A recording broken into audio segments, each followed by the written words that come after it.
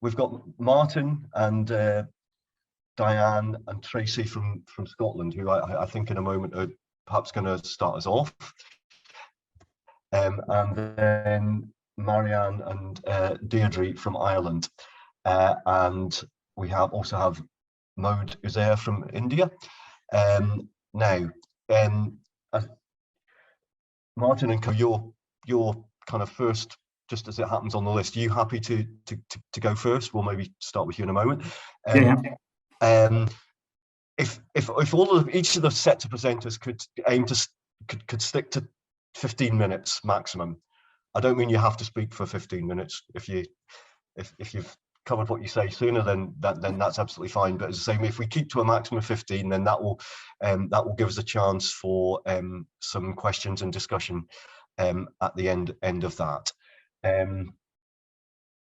So as I say, our first set of presenters are Martin Purcell, Diane Cantali, and Tracy Colville from Scotland.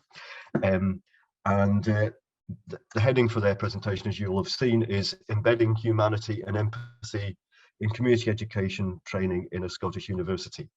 I must admit, I don't know which Scottish university it is, but no, you'll tell us that in a moment. So, as I say, if you would like to kick us off, that would be great. I think what we'll do is have the three presentations, and then we'll, as I say, we'll get to have question discussion after that.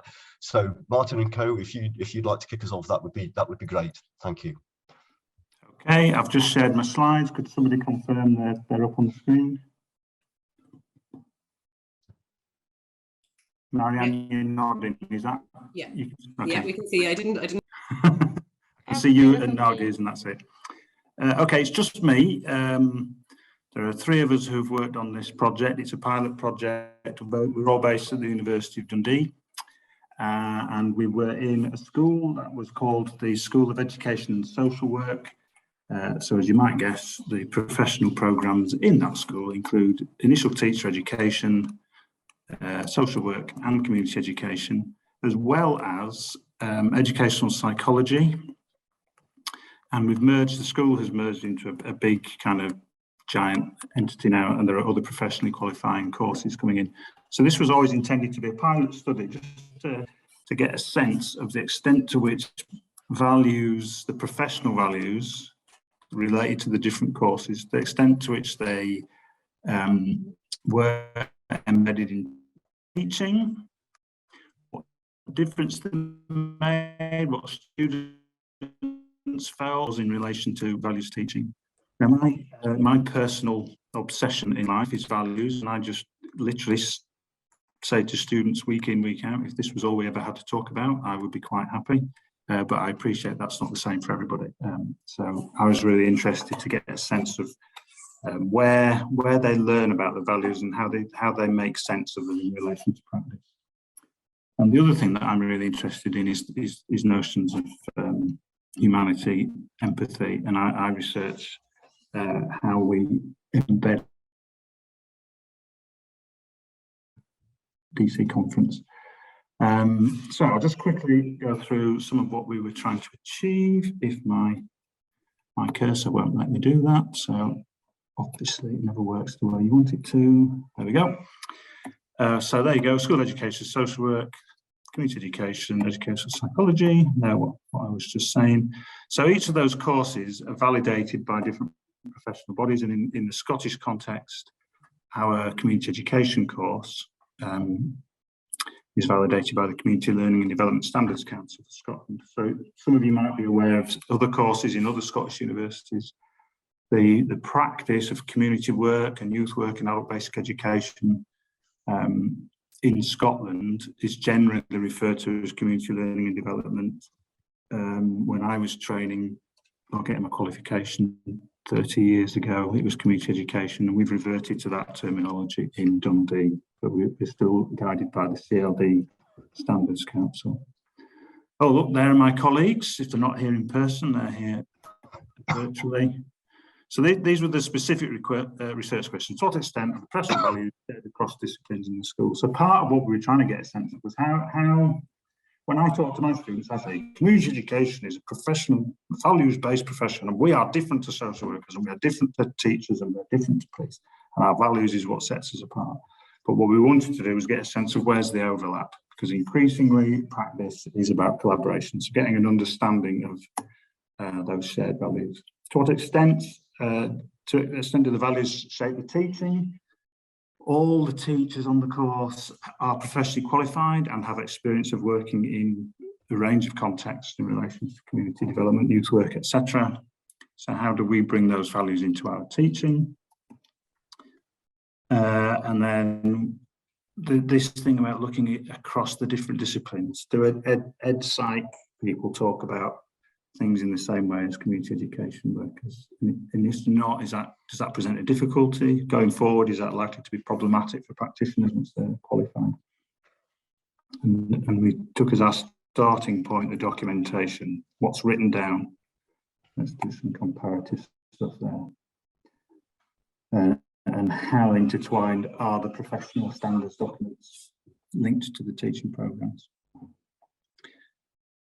So as I've said, I'm the man who would literally sit in front of a class and happily take one value and talk about it for 3 hours and see where we get, and do that week after week. But clearly that's not how everybody goes about doing things. So how do values influence and inform the teaching and learning?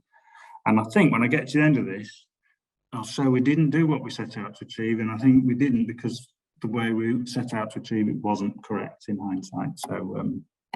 So there you go. I'm just going to restate these. These will be similar to, but not identical to, the values in the countries that you work.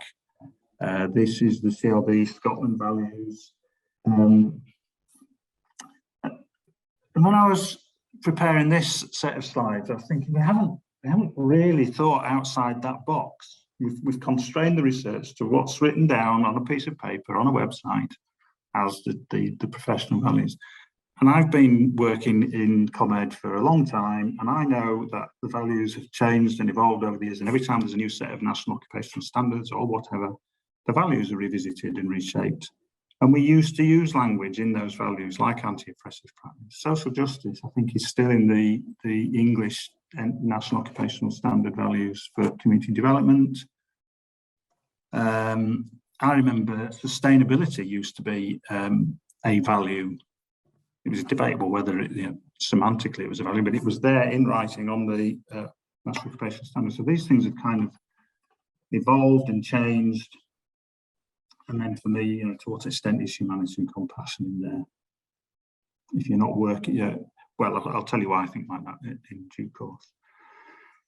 Part of what we were doing as well was one of the challenges that we all face. The only route to professional qualifications now in the UK is through a university delivered course. I think that's deeply problematic, but that's what we're faced with. So we're trying to deliver a values-based profession within the university's values. So part of what we talked to the students and staff about was to what extent do these values, which on paper seem to be aligned broadly with our professional values, how do they help or hinder, or what do they do in relation to the teaching? And there's an image I've pinched from somewhere. Just, this is all contested territory before you even start having the conversations with people. And the words in one person's head, I speak a word, it comes out, it's heard by another person, and it's going to mean something different to them. So right from the beginning of this process, just recognising that we're in difficult times. So quickly so basically we looked at documents, we looked at what we've written down, how much is the written documentation infused with the language of professional values. And then we did some surveys with students and staff to see how that felt in the experience of delivering and engaging in learning. Frankly, I was very surprised the limited number of times explicit reference was made to values in our documentation. What we were trying to look at, where in the documents is it written, what modules? So here we've got there's one combined module in the first year that's called values. So students from different disciplines are all coming together and we explore allegedly values. So to what extent is that useful? To what extent is the content actually what you might call discussions of values, or just discussions of some kind of philosophical standpoints? So 7 specific references to social justice is made in 4 module titles in community education. And it's made reference to in all the placement modules.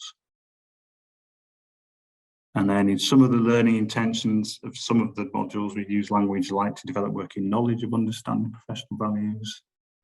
And then we might go into a bit more detail to talk about one of those, particularly like working collaboratively and in partnership. And I can't read the words on that because I've got the images over it, but again, there is reference made in the written documentation, but it's fairly limited. And there's recognition in the written documentation that you're gonna make most sense of this in your practice. So we kind of think that kind of predicted to an extent what the outcomes might be. And just there you go. I've got rid of your pictures now. Okay, so student feedback here. I've just drawn some quotes out of this. So broadly speaking, we've got some positive stuff. We've been taught about our discipline values. We were given good resources to identify our professional values. I feel the values have been taught well and implemented from the very beginning. Lectures aims to challenge ways of thinking which help develop and understand professional values, and then explicit reference again to the CLD Standards Council. Interesting, that felt really positive, but you could kind of ask the question, they feel it's been taught well, but compared to what's their sort of baseline against that? They also say some things which weren't entirely positive. Values are touched on and made example of only by certain members of staff. That would be worrying. That would be worth exploring in more detail. I wish we could have more discussions and debates around it, applying them to global issues that we are facing these days. I think that opens a broader consideration about the globalization of the curriculum, which is a piece of work we're doing anyway. This thing, this came up a few times, so highlighting the opportunities, having more opportunities that highlight the differences in values. So it seemed to come through that the dilemmas students face in some of the other students' feedback, not just the comments, it'd be really helpful to get your teeth around dilemmas. So we recognise that there will be value clashes between personal and professional and different professionals. How do we deal with those dilemmas? The last quote there flags up what a recurring theme. I don't think the university shared these values. And that kind of came back to students saying that they'd raised concerns with the university about a range of things and that they weren't treated with the respect they felt they merited. So issues of integrity and that kind of thing. Staff again claim, we assert, values are threaded throughout all the modules I've taught on. I think they're imbued through our programme. But then, when we looked at the responses in a bit more detail, they refer very specifically to the values of the professional body. CLD Standards Council, CLD Standards Council, and that's good because it's a professional qualification and you'd expect that. But what I would kind of hope for is that we'd be talking about the wider discussion of values that shape why people come into this profession in the first place and how we make sense of those in our professional practice. Martin, just to say that's about 11 minutes, but it sounds like you're sort of winding up. I've you're well through. Yeah, great. I think the big take home was, so yes, students recognise that values are discussed and talked about in class, but the real understanding of how to make sense of your values comes from being on placement or on your internship in your final year. We have some work-based students as well, so being on placement and continuously seeing these values has been very beneficial. professional values almost start as a way of making sure you do right by the people you work with. So, you know, so these are just examples of the kind of things students were saying. That said, practice was where it was possible for them to make sense of them. And so I said at the beginning, I'll come back to this. So for me, there's some key thinking around where values features, and Freire talks about education as an act of love, and it's impossible to teach without a love of humanity shaping your practice. So for me, we've maybe missed something with this pilot study in trying to go beyond the professional values, and I would hope that any further work we do kind of opens that up. Bell Hooks similarly writes extensively about how humanity and empathy can shape our practice, and I want to enter into a discussion with students and colleagues about how we broaden the discussion around values, and more recently some really positive and interesting work from Valerie Kaur, whose work emerged out of the negative responses to 9/11, where members of certain communities were being attacked. But she's opened up so she started working with the Sikh community, which is where she comes from. She's opened up her thinking into a much broader context. So for me, I would look to move much further down the continuum of values towards this end. And I think there's an interesting discussion to be had with colleagues about that. So I'll stop there. I think that should be about 15 minutes. Yes, absolutely. I think it's about 13 minutes actually, Martin. Very impressive. I mean, but more important than that, it was really interesting, and I think has given a great starting point actually for the session. I just as an aside, I would, if I'd been guessing, I would have said it was Dundee that was doing this, and I was actually a student there in the same course that Martin teaches on. I think in 1978 to 9. So oh wow. I mean, there's a real, I suppose the relevance of that is that there's a real, you know, I'm sure, you know, and well, not just I'm sure, I know there's all sorts of issues about how, you know, the place within university and all that, but there is a real continuity there, which is actually very impressive. I think, you know, that that commitment over, you know, such a long period of time to you know, to the discipline. So yeah. So anyway, thank you very much. That was great. For simplicity, as I say, I think maybe we'll, if it's okay with people, we'll just follow on the way the presentations appear on the paper, which would mean that the next one is Marianne O'Shea and Deirdre Massey from well, I know Marianne's here. I don't know. Yeah, Deirdre's here as well. Great. You'll recognise us by our coordinating branded backdrop that we're very proud of. Took us at least 10 minutes this morning to figure out how to do that. Yeah, and this presentation is on shaping supervision, shaping practice, a collaborative approach to the practice development of professional community work students. And I'm expecting that it will be a really interesting counterpart to the one that we've just heard, you know, because Martin's come at it very much from the end of values and how that's impacts on practice, and I'm pretty sure Marianne and Deirdre will be talking about practice in a way that, you know, it reflects values. So over to you, and you know, and the same, you know, we'll have this one, we'll hopefully for about 15 minutes, then we'll go into the final one, and then we'll have a chance for discussion. So over to the Marianne and Deirdre. Great, thanks Colin, and thanks Martin. It's a tough act to follow. It's lovely to see some new faces and some familiar faces here today. Deirdre and I are very concerned that we will go way over our time, so please make us stop. We'll try our best to make each other stop, but maybe it's a positive in the sense that when we get into talking about this, we have lots to say, but it's about saying just enough today. So we'll do that. I'll quickly share my screen.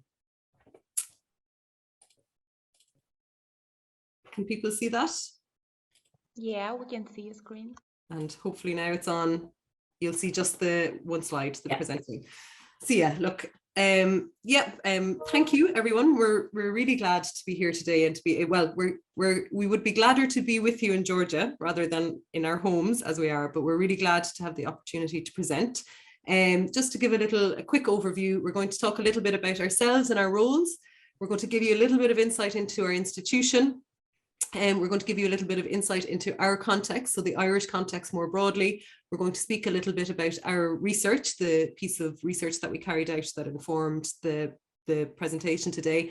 And then we're going to have some time, well, as we go, it might be at the end, but for your questions and your considerations.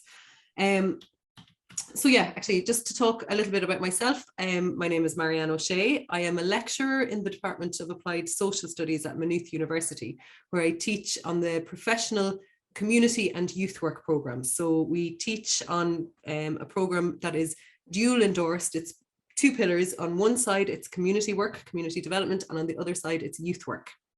And I myself, it's lovely to hear some of that circularity that you're just speaking about, Colin. I'm a graduate of this program myself. So I went through this process of professional education. I went out into the world and I worked as a community worker in Ireland and in some international contexts. And I've now made my way back to the university where I studied, and I work there as a lecturer. And I'll ask Deirdre maybe to introduce herself. Yeah, hi everyone. Delighted to be here, although not in person. It's brilliant, and it's really interesting to hear Martin's presentation. It's certainly something that we've been talking about a lot ourselves. So my role is Practice Development Coordinator, which supports the professional formation of community work and youth work students, includes some practice teaching, and I coordinate the process of fieldwork practice placements and managing the relationships actually that go with those as well. So that's me. Okay, that's great. And Deirdre is going to give you a kind of a quick overview of our institution, because often we don't think to place ourselves. So we consciously decided we'd tell you all where we're from and what we're doing. Deirdre. We will tell you, but tell you quickly because we don't want to use too much of our minutes on this. But just to say that Maynooth University is located 25k outside Dublin City in the county of Kildare. So it makes it a destination for urban and rural students in Ireland. And in 2022, it was ranked #1 in Ireland in the latest Times Higher Education in the best young university rankings. So we've more than 15,000 students from more than 100 countries, which is wonderful, actually, and brings great life and energy to the campus. So we'll move on to the next slide. I'm not going to talk about all of this. I just wanted to highlight our mission in the top left-hand corner. So the mission of the Department of Applied Social Studies is to promote human rights, social justice and equality nationally and internationally through excellence and innovation in education, research and public engagement that contribute to the development of the social professions and applied social sciences. It's quite wordy, but it's something that we all follow through in our professional lives and practice. And just to highlight there, the 1981 date is the date when the first community work and youth work students came through our door. And November, next month, we are celebrating the 40 years since they first graduated. So if you're in Ireland and in Maynooth, we'd love to see you on the 11th of November. And very quickly, just a little sense of us, our community and youth work team. The bottom right, we won a teaching award earlier this year. So that is us with the president of the university. And top left, again, with the president of the university, is us at a recent graduation, which was just brilliant to do after having everything online for the last few years. Great. We don't normally look as formal. We really look very formal in that bottom right-hand corner. We're on a best behavior with the president. Okay, so look, I'm going to take over and just give a little bit of context in terms of community development in Ireland and talk about it there. I suppose we still call it to a degree an emerging profession, though as Deirdre says, it's got a history, a kind of a solid professional history of 40 years now. But there's still that kind of setting of the ground for the profession. So we'd just like to say at the outset, I suppose Irish community development work has a distinct enough identity. It's one that's both professional and vocational. It's paid and unpaid, and it's funded and unfunded. And what I did on this next slide was just to give some little key moments over the last 4 decades. So a really whistle-stop opportunity of looking at some key dates. So Deirdre mentioned already that period, I suppose, that are relevant to ourselves as professional educators of community development workers. So in 1982, there were the first graduates from Maynooth, so from the campus, but a different institution at the time. And then skipping ahead a couple of years to 1990, it was another key moment in the Irish context with the establishment of the first kind of formal state-funded community development programme. So a really key moment for community development and for community workers in the Irish context. And then hurtling or running again another 18 years at childhood, full childhood away, up to 2008, there was a really key moment in the years preceding that. There had been a really interesting consultation and collaboration process among community workers and other stakeholders, which led in 2008 to the publication of a resource called Towards Standards. So it was kind of a marker looking at, in the evolution of community work and all of the different types of funding and places that people were working, was there potentially some sort of a shared set of standards or a shared set of values or shared language that community workers community work might use?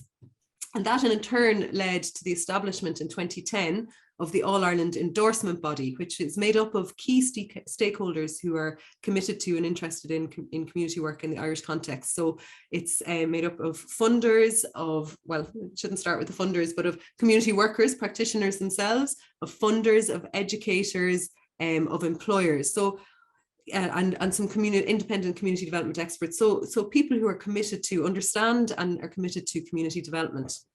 Another kind of key thing that happened in that same year is that the CDP, so the Community Development Programme, was formally dismantled. So the funding was stripped away from it and it was deconstructed as a programme, which was a really significant. So on the one hand, I suppose that's the emerging part, as certain bits were moving, other bits were moving in other directions. And I think it's just important to note.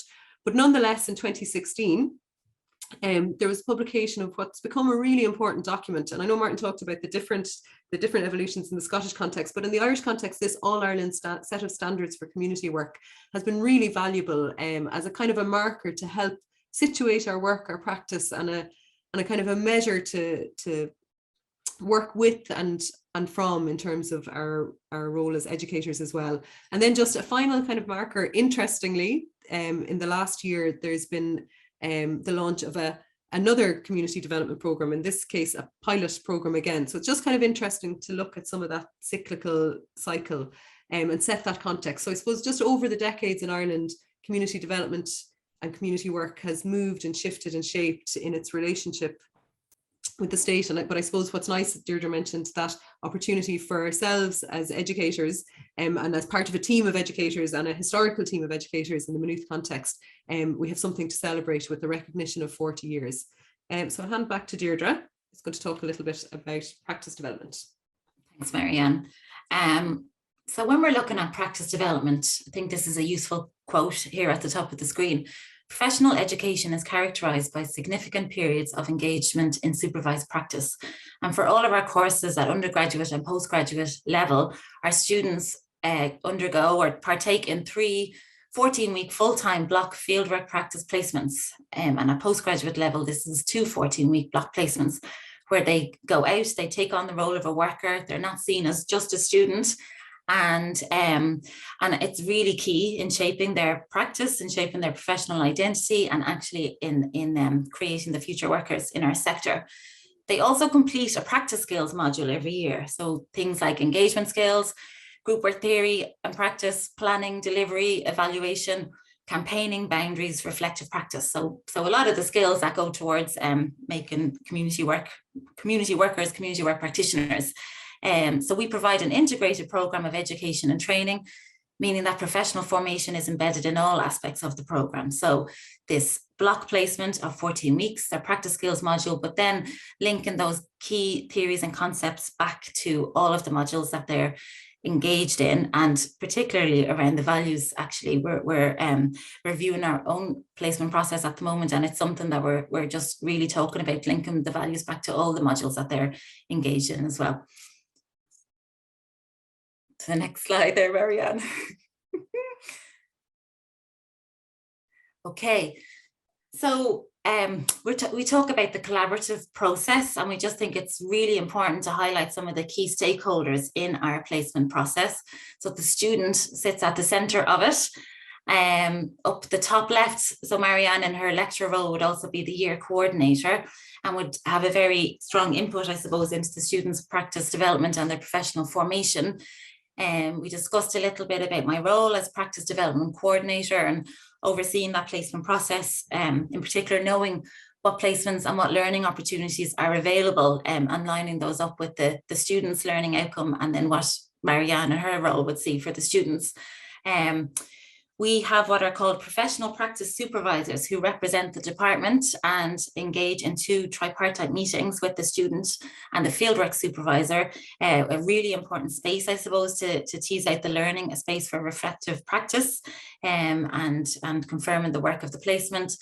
And then we'll focus now in a moment on the fieldwork supervisor. So the person in the organisation who's agreeing to take the student on board, who's agreeing to that commitment of the time and to invest in the student. So we would see them as a key stakeholder in this process.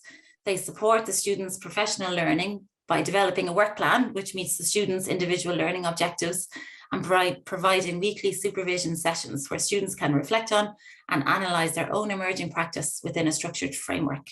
So typically, fieldwork supervisors are professionally qualified, experienced mid-career professionals.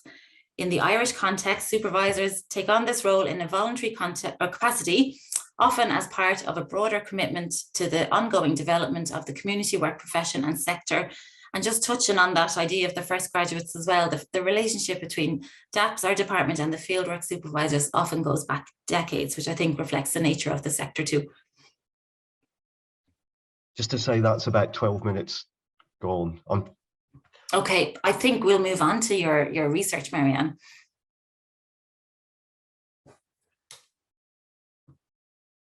Sorry, I lost my unmute button, which my colleagues would maybe like if it happened more often. So look, we did some research, so we were just trying to give you a little bit of an overview and some of the context. But last summer, and then following on from that last summer, some kind of further engagement with supervisors to just try and yeah, I'll tell you what we tried to find. Hold on, I'm having terrible problems here. Oh yeah. So look, we did some research to gain some insight into the experiences of supervisors. We wanted to get a sense of what was working well and what needed improvement in the process. And we wanted to try and inform the sort of supports that we have for, and then get a good sense of the support that we get from supervisors as well. So I suppose it connects back to some of what you were saying, Martin, as well. It's that two-way process, that bridging between what happens on campus for students and what happens on placement for students. So just to get a better sense of that support. So we spoke to, we got about 80 respondents. So we've got a pretty big pool of placement supervisors that has been built upon over the years. And I suppose a constantly evolving pool of placement supervisors. But we had about 80 respondents to our initial piece of research. And out of those respondents, the majority of them had more than 5 years of work experience. Many of them had significantly more. I think it was 15 plus was the category. So many of them had a lot of work experience. Most of them held a professional qualification in community work or youth work. So would have themselves gone through the same sort of educational process. And many of them held senior roles in organizations. So it's interesting just thinking of that historical dimension. They are by now in senior roles in organizations. So collectively in that research, we gathered, or we were working from a basis of 834 years of supervision experience, of professional expertise, and of, I suppose, human wisdom. So it was really, really interesting to be able to draw on that. So what did we learn? Kind of some overviews. We learned that we were dealing with a group of highly experienced professionals with shared values. So it was really interesting. The value stuff came out really strongly, even though it wasn't very explicitly asked. Shared values, shared commitments, and shared expertise. And we learned that they were an invaluable resource to the disciplines of community work. And we learned that there was this really strong community of practice out there and of practitioners that we should really be supporting to grow and contribute in this area as well as in the other areas of their profession. So we asked them why they supervise. I was really interested. So again, people talked about their commitment to the development of the profession. They talked about that idea of paying it forward, building on their own experience of as a placement student, having experienced placement. They talked about trying to share that valuable knowledge that they'd gathered themselves. So there was that sense of all of the experience that they'd gained out in the working world to build on that with students. They talked also fairly pragmatically as well about supervising. So as a supervisor, you were creating a space for additional support for the work of their organization or additional resources within the organization. And they also talked really strongly and passionately about that idea of, by being a supervisor, you were creating this space a couple of times a year, once a year, maybe twice a year, to have a space to generate new knowledge, new energy, new insight, and bring some fresh ideas into the organization. So on the left-hand side of the slide there are a couple of quotes that supervisors gave us about why they were really committed to being supervisors. We asked them a little bit about the sort of supports that they needed. So there was two sets of answers to that, and the majority was around when things went smoothly. They felt that they didn't need a huge amount of support. They needed a bit of clarity around the arrangements, and they needed that sense of being supported by DAPS, which is the department that we work in. They did talk about, on the other side of things, when sometimes if a placement wasn't going very well, if there was issues around the student, there was issues around the work. So needing a little bit of a heads up if there might be issues. So maybe that little bit of advance warning if there was particular vulnerability with a student or a challenge that might emerge. They talked about that need again to have clear communications and that need to feel supported. And then the other bit around there was that the quickness of response. We asked them what sort of resources they needed or they might have wanted. They talked about resource packs, reading lists, I suppose, just getting tools for themselves to help them prepare for being supervisors and to be up to date and to have a strong sense of what the students were learning on campus so that they could link the work that they were doing to that off campus. They also talked about workshops and seminars, so possibilities for themselves to come together in that kind of community of practice and to upskill or to inform themselves or to have opportunities. Often at the end of events that we hold, they talk about that, just that opportunity to network, to critique, to analyze, to try and build on their knowledge. And then finally, they talked about accredited education and training opportunities. So just kind of having an acknowledgement for that commitment that they're putting in or the sort of sessions that they're attending. And then I'm very conscious of the time and we're really taking our time. But just over the next couple of slides, there's some quotes that the supervisors gave us around why they supervise. So for them, for one supervisor, it was around the development of our professions really depends on those new workers coming through. And they believe that good placements are the foundation to strong practice and that they enable the holistic development of the practitioner. So it's that bigger picture piece. Another supervisor told us that they have always thought it was a good opportunity for students and the organizations to learn from the experience. They feel it's very important that staff should share their experiences, their knowledge and their skills by helping to develop students to gain frontline experience. And then another supervisor told us that they believe all students of community work and youth work, in our case, need the opportunity to practice and engage in the work in a real and meaningful way. And they hope that having had some really good placements themselves during their studies, that they'd be in a position to provide that opportunity to current students.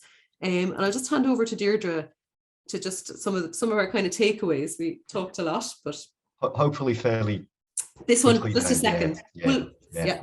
Last slide.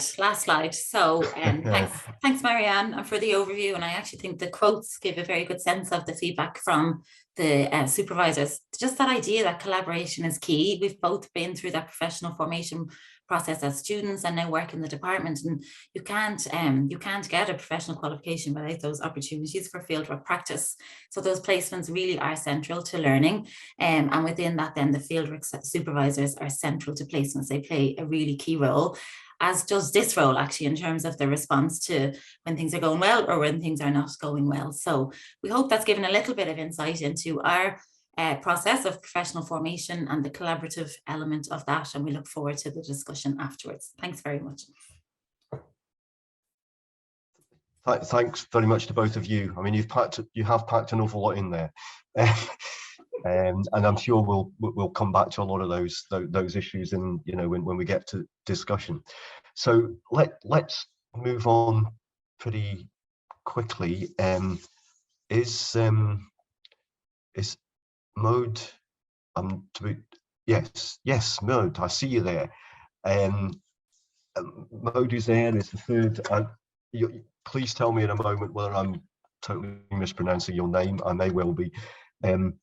Third presenter is Mode Zaire, who's going to talk about ensuring community development through action-based fieldwork in social work education.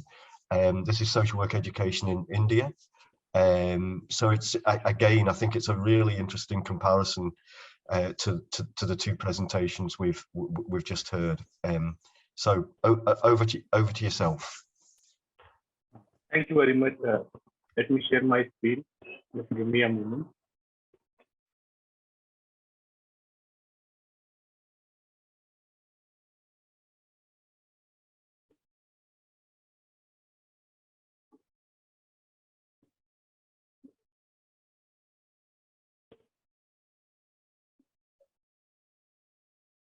Yes, is the screen visible to you? Everything is okay. We can see a screen. Thank you. Okay, so thank you very much. My PowerPoint is also visible, so that I can start. Yes, is my PowerPoint visible to you? Yes, we can see it. Oh, okay, thank you. Good evening, everyone. Today I'm going to present on ensuring community development through action-based fieldwork in social work education. Basically, this presentation is based on my fieldwork experience.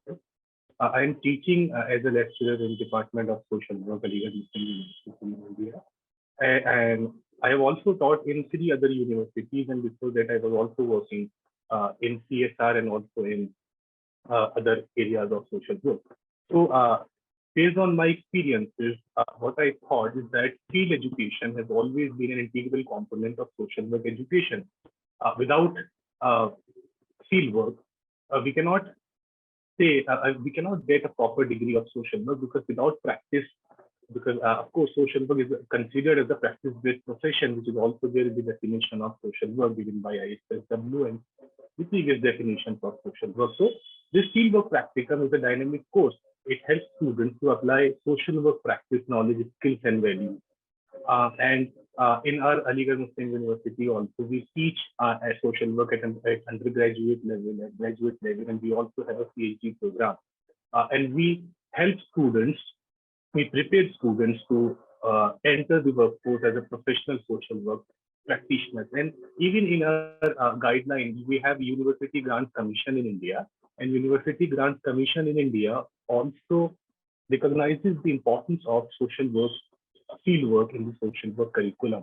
We also have an accreditation agency which gives ranking to all the universities and to all the courses in India. However, of course, social work is still not recognized as a profession in India and in the neighboring countries. It is not the case with US and UK and other developed nations where you get social work licensing. We are still trying our best to get our own social work council, which is still missing, but still the government agencies recognize the importance of field work. Of course, we all know about this. Let me get directly to the action-based fieldwork, which I want to share with you. That according to the NAC also, that these are action-based fieldwork are social work projects usually initiated by institutions for social work education, mainly to demonstrate innovative social work interventions, and also they try to provide fieldwork placements to students, especially where the voluntary organizations are non-existent or inadequate. In our case also, because we are from not a metropolitan city, but a decent city, we don't have many non-governmental organizations working here, because we are very much connected to the New Delhi, which is capital of India. So all the organizations are there, and it is not there in our area. So we are usually relying on field action projects. So I'll share my findings also. I'll share what we are trying to do based on those fieldwork action projects, because these action projects, they also demonstrate the role of social work professionals to respond to new needs, and they identify in the context of changing social reality or from social movement campaigns. We try to prepare qualified social work personnel and provide continuing education to them for social work practice. And we also try to develop critical consciousness in students. So the process of critical pedagogy, so that they become aware of the social problems and issues which the society are facing, and we motivate them to elevate them. So this field action project, this approach is used by student-centered dialogical classroom teaching, learning, self-study, and we have a faculty members, all the faculty members, we are direct supervisors of the students. Like our classes are arranged in such a way that we have to be present in the field. We always go with the students and we always teach them directly hands-on experiences with these field action projects. So we undertake these action projects for demonstration of the role of social work professions, and we also try to innovate social work practice. Basically, in our part, if we say what type of model we are usually following based on Indian model of social work education and fieldwork, based on the review of all the curriculums, and myself and I also taught in 3 other universities. This is my 4th university. That usually in the perspective base, we have fieldwork relating to welfare or development base. Like if welfare of services, there are students who are going for the non-governmental organizations who are providing welfare services, and also there are students who are directly working with the development-based organizations and empowerment-based organizations. Then in other setting-based, we have agency-based fieldwork, which we directly connect them with the non-governmental organizations, state organizations, Department of Welfare of the Government of India. We also send them to community, which is usually open community or rural or urban communities, which are slums. But the issues with these fieldwork models, which I saw, and which are also based on the interaction with all the faculty members and other students, which we usually take the discussions among the agency and the alumni of the organizations and the teachers and students. And based on those feedback, we came to know that there is no connection with the previous fieldwork conducted by students in an agency and community. And these action-based fieldwork is entirely missing, as students are usually engaged in fulfilling learning requirements of the course. So what is happening is that in every semester, new students are coming. I'm not sure about your case, but in our case, in every year, there will be new students, and these new students will be directly going for their fieldwork.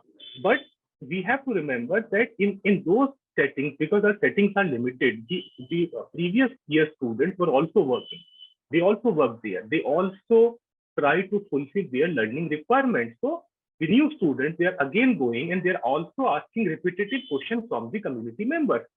So there is no connection and there is no outcome-based fieldwork which we are able to develop.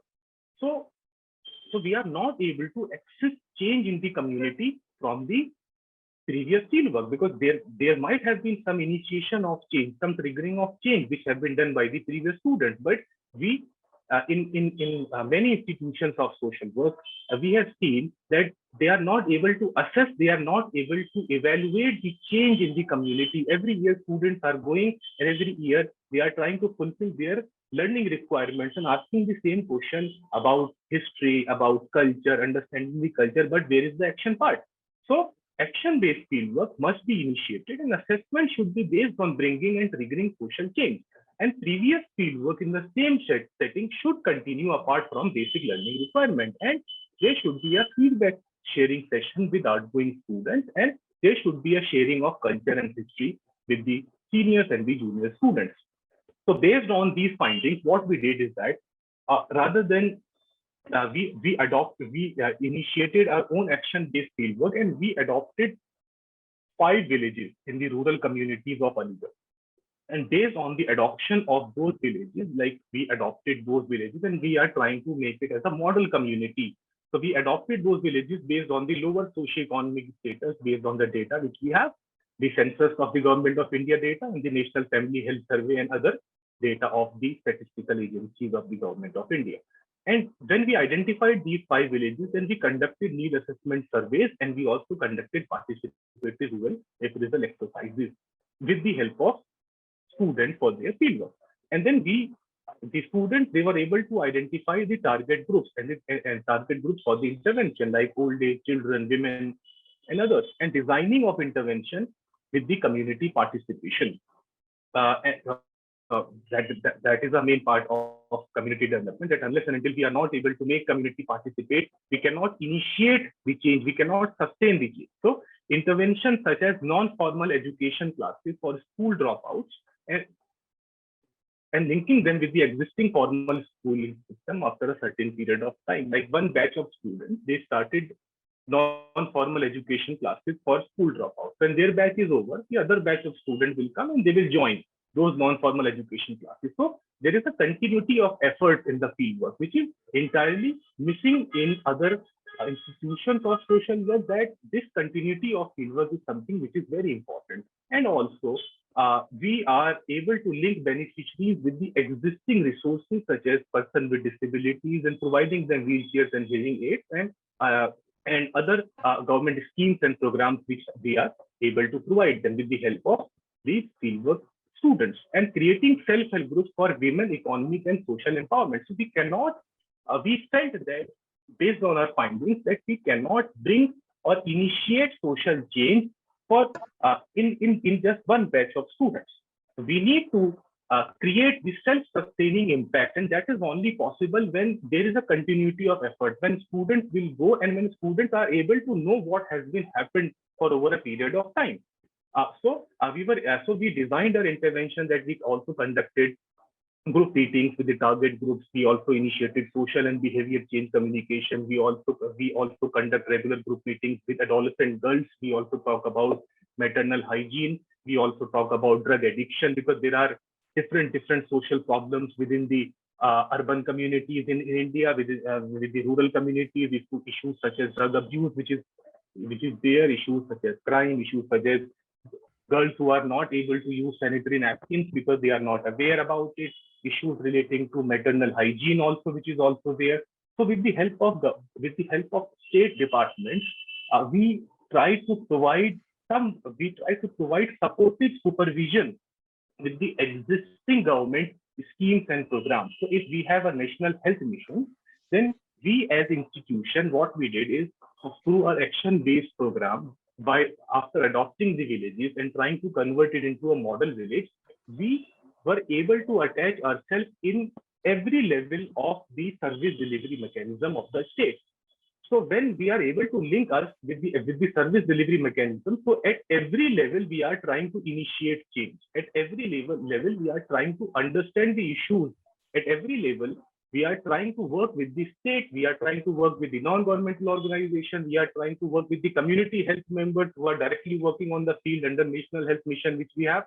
And we are providing them training. We are providing them mentoring and support directly from the department. We are also working with the ministers. We are also working with the health officials. We are also providing them training. We are also in consultation with them. We are training health workers. So this is a model of supportive supervision, which is a part of field action project, which we initiate so that we can have a sustainable impact, and so that we will be able to give back to the community, and so that we are not able to face the issue which the institutions of social work are facing, and that is the maturity of fieldwork placement sites, because that is a very big concern for everyone, that when your options are limited, when you have only limited number of communities, when you have urban slums and rural areas, and when over a period of time, when a batch of students are going there again and again and asking similar questions, then the people, they become resilient to you.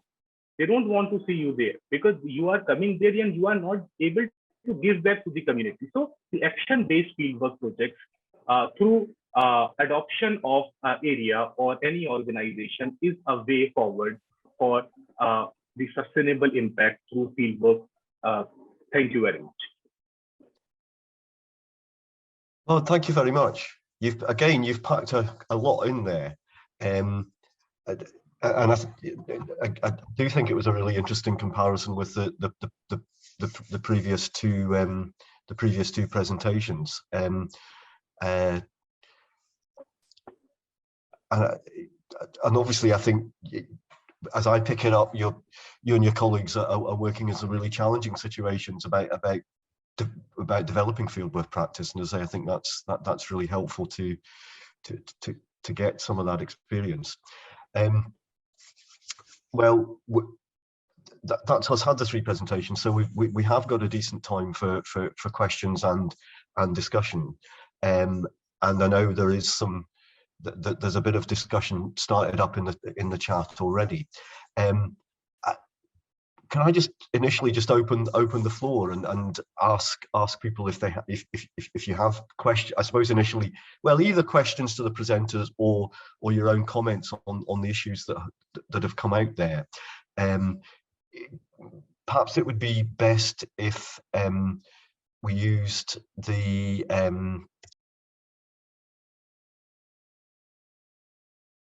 if you put your hand up on the reaction tab down at the bottom there, if you want, when you want to come in, and Nargis and I will try and keep an eye on that and pull people in.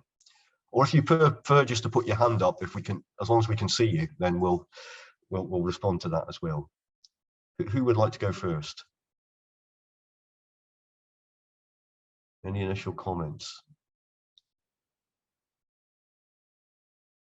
Kira, was that you putting your hand up, or were you just gesturing? Yeah, yeah.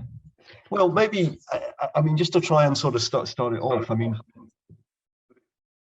maybe just perhaps start off with values. I mean, Martin made a very strong sort of pitch or statement at the start there about the importance of values. Do others have comments on that? How do you see that? How do you see the prominence of values in relation to developing practitioners and in educating community developers, if you like?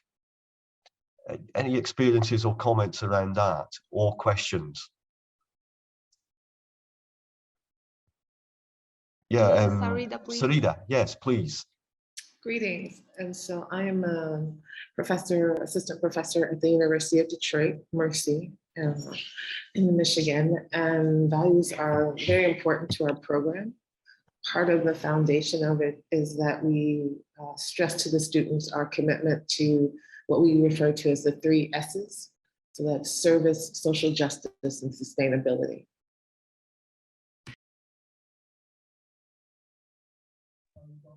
And Sarita, would you like to say, where did those come from, if you like? I mean, just thinking about Martin's point about focusing on a given set, as I say, is that something that's officially set out somewhere, or is it more specific to you, if you like? So it is officially set out in the development of the program. Part of it is because the university has a strong social justice commitment. It is a Jesuit and Sisters of Mercy University, Catholic university, but they very much live up to the social justice commitment that is a part of that legacy and history of the way that those 2 areas of religion were founded. Thank you. I mean, just sort of picking up on that and going back to Martin's point about that it was interesting that you said that you sort of reflected back and thought, well, maybe we were had too much, put things too much in a box, if you like, and it just worked from a set, an existing set of values. And there was some comment in the chat about this. How do people see that? I mean, how on the one hand, I think we've heard about the usefulness, if you like, of having the values that are set out by the CLD Standards Council in Scotland and by the AIEB in Ireland. But there seemed to be, another issue there about, do we have to have a broader discussion about values? Any comments on that?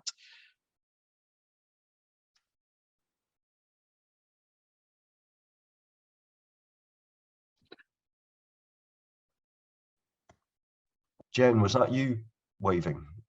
I was going to, but I noticed that Martin has put his hand up. So maybe Martin should go first.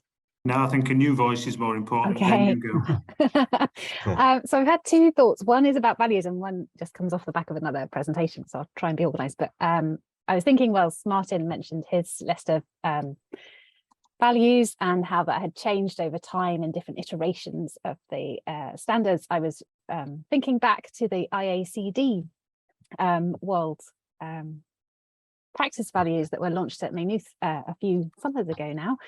And I was thinking that they actually include some of the things that seem to no longer be articulated in the same way maybe in Scotland. And I was also thinking that from my experience and some research I did, values articulation in practice is often felt rather than expressed in words quite often. And so there's quite a challenge, I think, when you're learning a subject to move from a written set of principles to being able to live those principles in your practice and understand where there's awkwardness or difficulty, which is, I think, kind of, I was trying to express my questions in the chat really. It was about, well, is there a way of trying to get students to reflect on other experiences they've had in community and how the values played out or didn't play out, and whether that's what caused conflict or difficulty, or just even feelings of dissonance internally, that if it's a value that they believe in and they don't see that in a community setting, then is that where we see the difference of a value?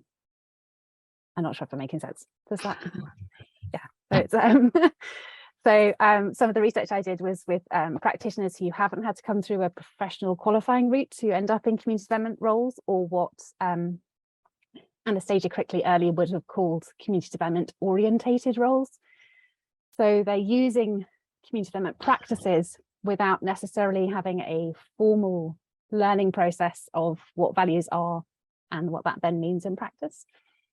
And so the quality of those values being lived very much depended on who they'd learnt those practices from, which I feel like there is a mutuality, that if you get a chance to collectively reflect, then you've got more chance to understand what the values were that were informing you.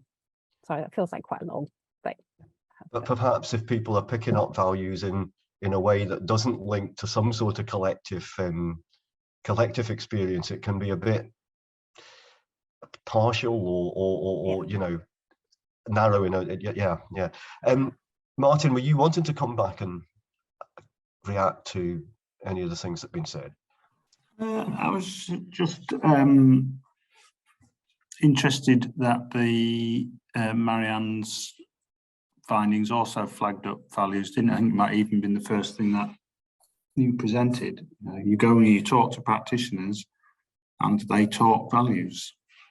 I've been, you know, I've done all manner of different pieces of work over the years, and the things that have impressed me the most, I mean, when I've walked into a place and they've had their values on the wall, whether they're with a professional code or the organisational culture and values, and they're demonstrating them and you see and feel them. And if people are coming back and the first thing you're getting back from a discussion with practice supervisors is values, that to me is really encouraging. Is that's the start and end of the process for me. Yeah, I mean, I think when Jen was talking a minute ago about how you live or act your values, if you like, I mean, that seems to me to be one of the big places where the fieldwork element of community development education comes in. So there's two hands up, Kira and Marianne. Kira, do you want to go first, and then we'll... Yeah, it's more a comment really rather than a question, but I think for me the presentations highlighted the absolute crucial role of the fieldwork placement for students in terms of the formation of their values, because I think I likewise, like Marianne and Deirdre, also studied and went through the youth work and community work program in Maynooth University and worked briefly in the department there as well. I think for students within the classroom setting, it's easier to hide behind a statement of what the values are, much more so than when you go on fieldwork placement and you're really, I suppose, confronted with your values, those values being challenged on a daily basis. And I mean, that can also be, you can be on a placement where maybe the values of community work, as say, for example, I work for AIEB and we developed the All-Ireland Standards for community work. So the values as laid out in the All-Ireland Standards may not actually be reflected in the organisation you're working in.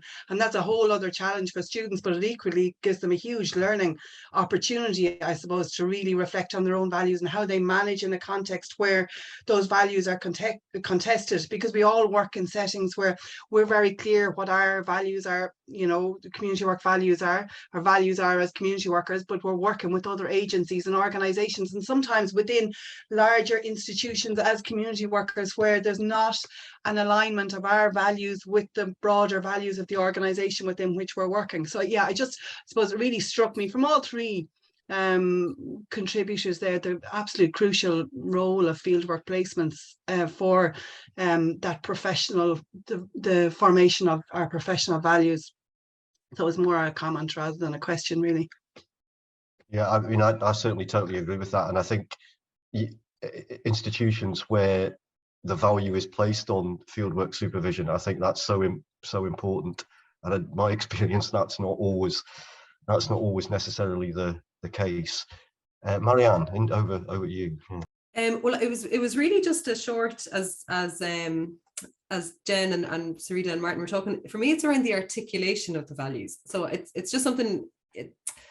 Personally thinking about it lately, or Martin, it was your situation of your profession alongside other sets of professional values. So it's something about that clarity, creating space. We all have values. I suppose that's when I'm doing value stuff with the students, like the starting point is that everybody has values and people are, you know, to the best of their abilities working out of their own set of values. So for me, the bit that becomes really interesting for the students and then on to into professional spaces is creating a space for an articulation of values and a shared language of values that helps us, you know, it's something to bounce our practice off, you know, so having those sets of values articulated. That's why just in preparing for today, reflecting back on that process in the early noughties in Ireland, there was a lot of debate. It was a really interesting time. It wasn't all gentle debate either, but it was like, so naming whose values, what standards, you know, how do we put down those markers? And just creating those spaces is really, really valuable. So yeah, it's really, really interesting. And then understanding that other people work with different sets of values, but equally they understanding that community development is working with a set of values and that the practice stems inherently from that. So yeah, that was my bit. Thanks, Marianne. I mean, one thing, just as a comment, as I until fairly recently worked for the CLD Standards Council in Scotland, and one of the sort of I think a fairly key difference between the way things are in Ireland and the way things are in Scotland is that CLD Standards Council's quite closely tied to well, it's directly linked to the government, whereas the AIAIB, as I understand it, has developed much more kind of independently. Now, I mean, I think there's pluses and minuses in both of those, but it's certainly, you know, some of the questions Martin raised about, well, what's actually in these values? I mean, I think they are a bit connected to the fact that the CLD Standards Council is linked to government, and therefore there's probably a sort of certain limits probably on what's said at times about values. So I think that you know, which makes the kind of discussion that Martin was raising really, really important, I think. Could we perhaps try and go over to some of the issues that Mode was raising? I mean, one of the things, I suppose, the questions that I had sort of listening was that the model you were talking about, basically developing a fieldwork practice. I mean, is that sort of specifically developing a community development aspect of social work, or is it a range of sort of social work practices and community development's part of that? I don't know what other people took from it. It would certainly help me, I think, to understand a little bit more about that.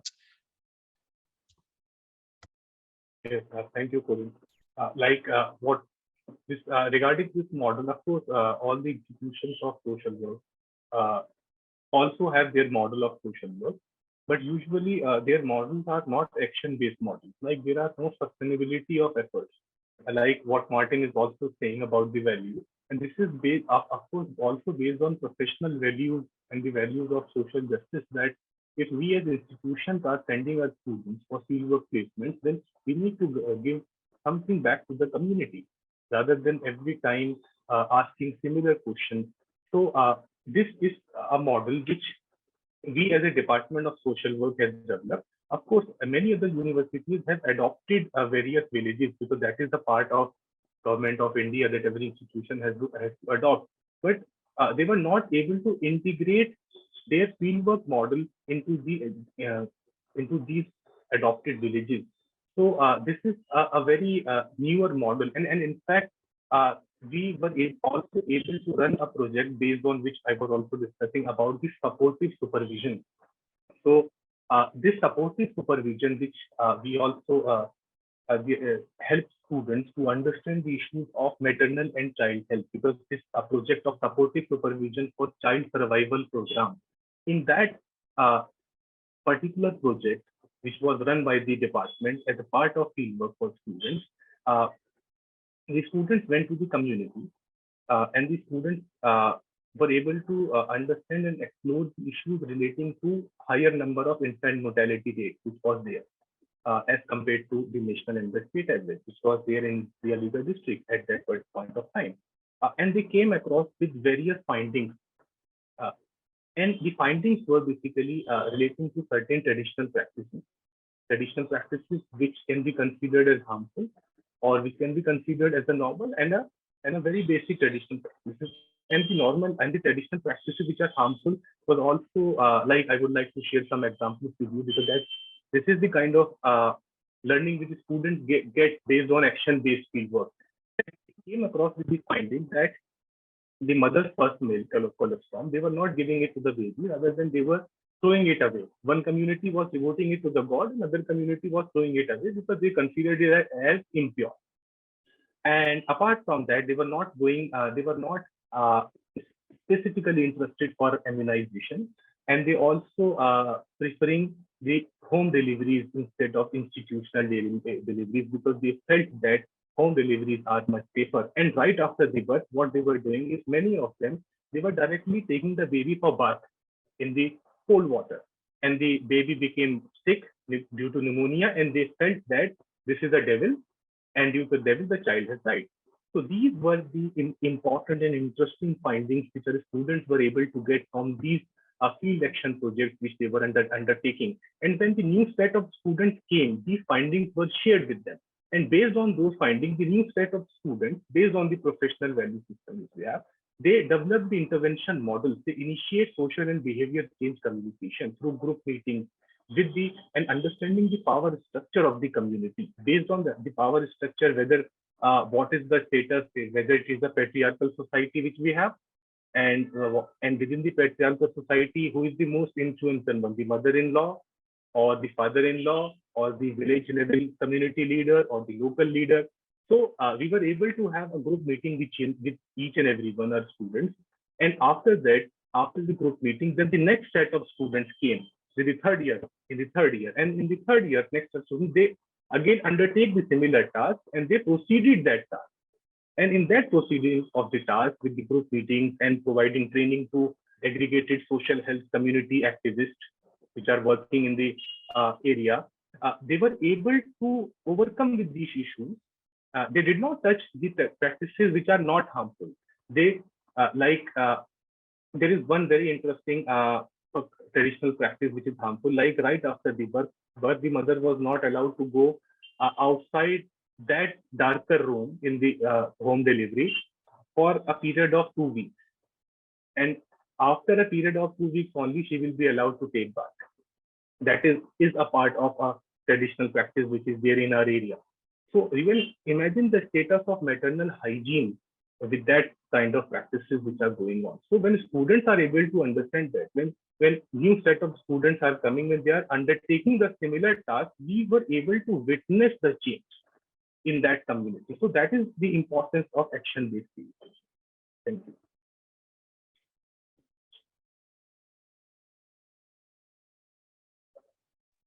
Thanks, Mo. I mean, that's really interesting. And I mean, I don't know whether there's something there perhaps about, you know, getting outside the preset professional focus and re-understanding that, if you like, through engaging much more directly with communities.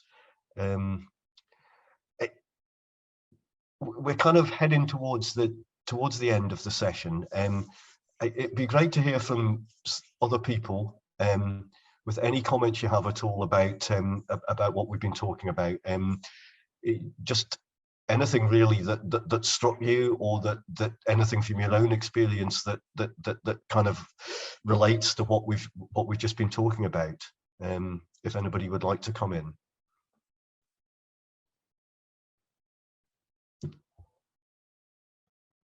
Colin, I would like to thank all our participants today for your presentation, for these very important cases from your practice. And I would like to say that in community development practice, the main point is how to actualize values in our practice and our lifestyle, yes. And I think there is only one way to do this, to make it real, all these values, and realize issues in our practice is, and this way is empathy. Empathy in as the base of connectedness between people in communities. And thank you very much for your expression and for sharing your experience with us. It was very, very important and interesting. Thank you, Nargis. Yeah, and certainly inclusive practices, I think, is a good example of people very much living and acting out their values. Anybody else with any sorry, Marianne, you're waiting to come in, but we'll just check whether anybody else is. It's a really brief one, actually. It's a request for people, just from what Nargis said, naming empathy. I'd be really interested if everyone could maybe put in the chat their key value. Just, we spent so much time talking about it. I'd be so interested in if people could type in their value. I don't know. Yeah, that's a great idea, I think. Yes, nice idea. Or tell us verbally if you prefer. But yeah, let's do that. In the meantime, while everybody's doing that, Stephanie, I saw you had a comment in the chat. I don't know whether you want to say anything about that as well, or does that say it all? Hi. Can you hear me? Yeah, I'm off the train now. Yeah, I've lectured in community development, and I've now returned to practice. And you know, we do a lot of collaboration with different NGOs and, you know, family resource centers, and it can sometimes be a bit of a challenge. Well, I'm finding it a bit of a challenge, you know, in terms of there's there is an understanding of social justice, human rights, but when you kind of push it out a little bit further to, you know, collectivity, social action, it's kind of, I won't say dismissed, but maybe not fully understood in terms of what community development is.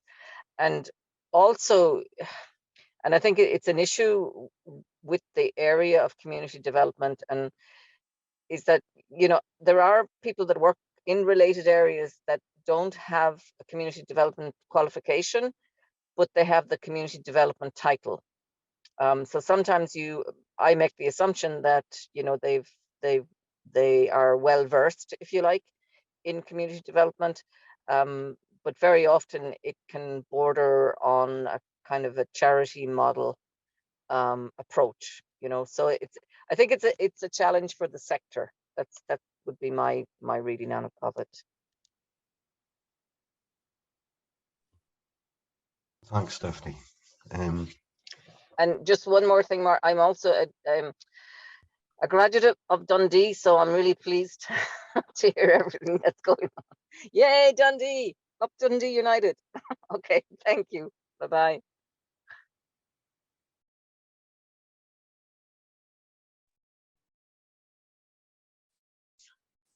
Yes, it's interesting, isn't it, seeing the different emphases that we have. You know, there's a couple of mentions of love, and then there's quite a lot of mentions as a social justice. and Marianne's put in solidarity. Solidarity is a really interesting one because it goes some way towards bringing together those other two strands, doesn't it? Anybody else want to, as I say,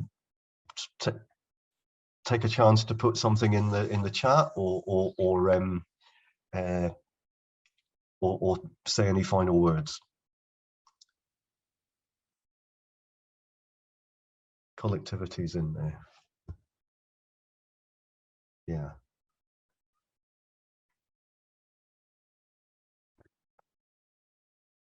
I wouldn't mind just saying, but it's more just thanks to the three people or the three different contributors. I think it's really important to have the opportunity for us working as community development workers or as community work educators to come out of our normal spaces and to have time to reflect on issues, because these, we can all, I think one of the perils for students are, when we're preparing students, community work students to work in the world of community work, we don't prepare them for I suppose the torrent of work that comes your way, and how you can end up in that kind of not having the space to kind of reflect on your own practice, your own thinking, your own values.